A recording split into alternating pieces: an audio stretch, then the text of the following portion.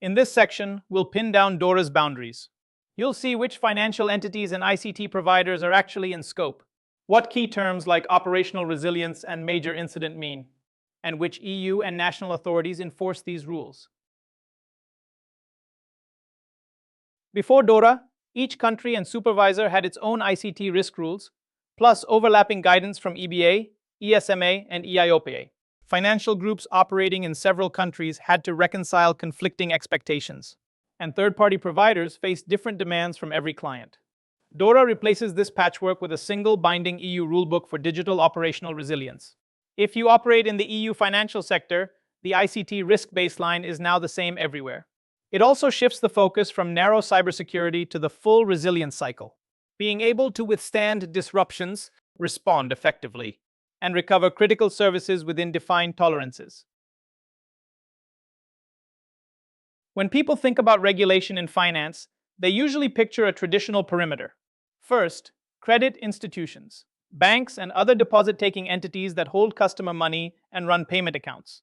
Then, investment and trading players, investment firms, trading venues and platforms, clearing houses, settlement systems, and trade repositories that keep markets functioning. Finally, insurance, insurers, reinsurers, and intermediaries who price and transfer risk. These sectors are DORA's starting point because disruption here can quickly spill over into the wider financial system.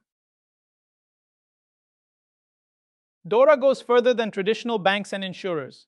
It deliberately brings in newer, technology-driven players that could otherwise fall through the cracks. One group is payments. Payment institutions under PSD2 and electronic money institutions that run highly digital, always-on services. Outages or cyber incidents here can immediately hit consumers and merchants. Another group is crypto assets. Crypto asset service providers under MiCA and issuers of asset reference tokens. They create new forms of financial infrastructure, but introduce very real operational and cyber risks. Finally, funds and niche players such as investment fund managers, crowdfunding platforms, and data reporting services. Together, these actors form critical links in the value chain, so DORA closes gaps and reduces the chance of regulatory arbitrage. To avoid a one-size-fits-all approach, DORA relies on the principle of proportionality. Every in-scope entity must comply, but the depth and intensity of what you do depends on your size, complexity, and systemic impact. A tiny payment startup with a handful of staff and low turnover will still need governance, risk management, incident processes, and testing, but in a lighter, simpler form. At the other end, a large bank or market infrastructure with systemic importance is expected to have highly formalized frameworks, extensive documentation, and advanced testing, such as threat-led penetration tests. Keep this golden rule in mind. Proportionality changes how far and how deep you go, never whether the requirement applies. Under DORA, your digital backbone is no longer just internal systems. It's an ecosystem of ICT third-party providers. Think about cloud platforms, data centers, SaaS solutions, and analytics tools. They may run outside your walls, but regulators treat their resilience as part of your own. These providers are in scope, even if they're outside the EU, as long as they support EU financial entities. So you must know who they are, what services they provide, and how critical they are to your business. Your obligation is to manage their risk through strong contracts, clear service levels, audit and access rights, and ongoing monitoring. The key idea: you can outsource technology, but you cannot outsource responsibility for operational resilience. DORA introduces something genuinely new: direct EU-level oversight over the most critical ICT providers to the financial sector. Instead of every bank separately trying to police a large cloud or data provider, the European supervisory authorities coordinate and appoint a lead overseer for each designated critical provider. That overseer can formally request detailed technical and organizational information, carry out inspections and tests, and issue recommendations that all financial customers are expected to take seriously. For your firm, this has two implications. First, contracts and risk assessments must reflect that your provider may be under DORA oversight. Second, supervisors may expect you to align with the overseer's findings, remediation priorities, and deadlines. Supervision under DORA is shared rather than owned by a single authority. At the EU level, the three European supervisory authorities for banking, securities, and insurance set detailed standards and directly oversee critical ICT third-party providers. They don't supervise your firm day to day.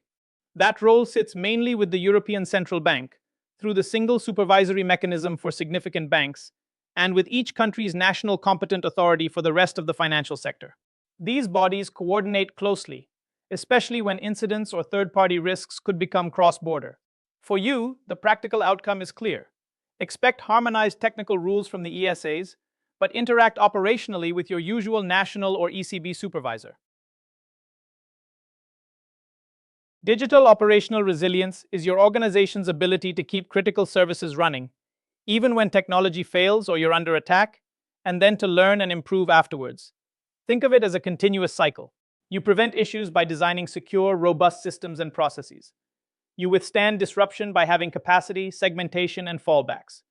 You respond effectively with clear roles, playbooks, and communication.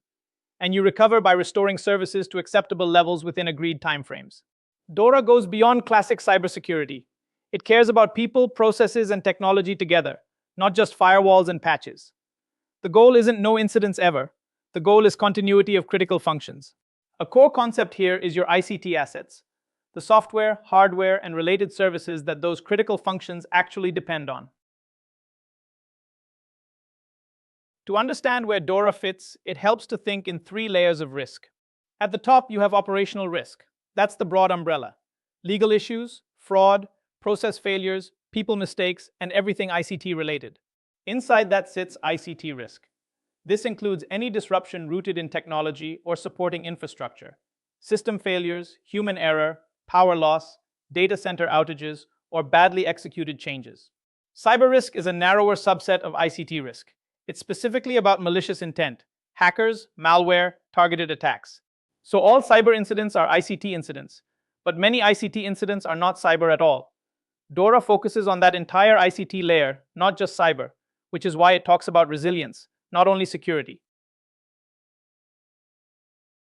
DORA expects you to use a clear language for incidents, because that language drives your obligations. At the lowest level, you simply have events, signals in logs, alerts, odd behavior. Most events never impact the business. When an event actually compromises availability, integrity, or confidentiality of services or data, it becomes an ICT-related incident. That's where response processes really start.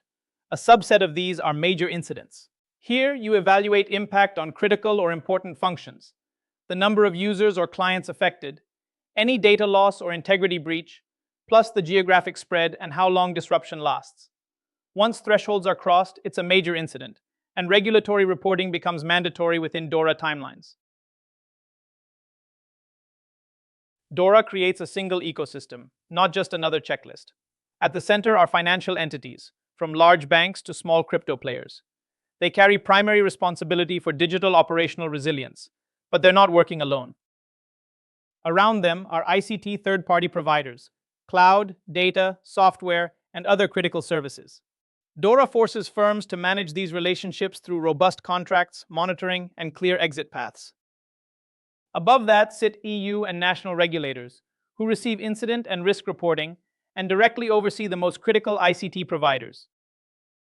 The four ideas to remember are broad scope, supply chain regulation, resilience and recovery as first principles, and one harmonized EU rulebook. Together, these make DORA a unified front against digital disruption in European finance.